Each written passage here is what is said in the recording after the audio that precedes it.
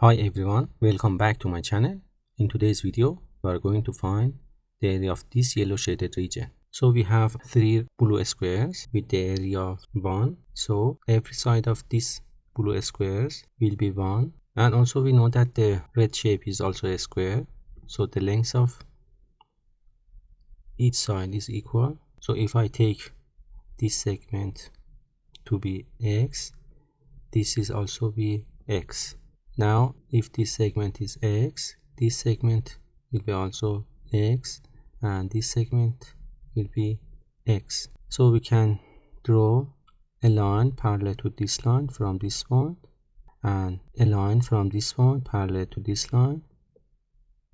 So this length also will be x. So we have a square here, and we also can draw a line from this corner to this corner.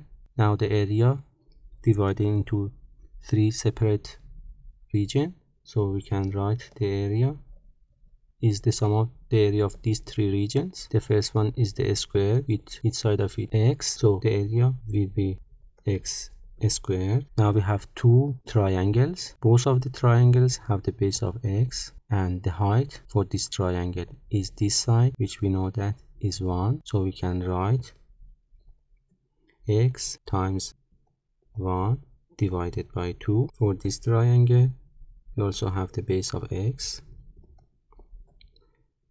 and the height of this triangle is also 1 divided by 2. So if we simplify this expression, we will have x squared plus x. Another thing we can do is that we have this line and this line that intersect with each other. We have 2 vertical angles here and here that are equal. So if I take this to be alpha, this is also will be alpha. This angle is a right angle, this is also a right angle. This line and this line are parallel. This line and this line also parallel. This line and this line is also parallel. So these 2 triangles will be similar.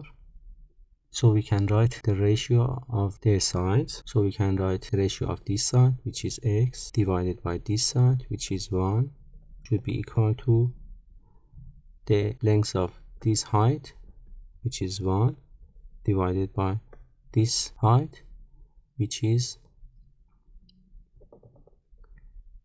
1 here, and x here, which is x plus 1. So we can cross multiply x by this denominator, we get x squared plus x should be equal to the product of these 2, which is 1. So we find the value for this expression, which is equal to this value. So the area of this yellow shaded region will be also 1. So this is the final answer to the problem. Have a good time.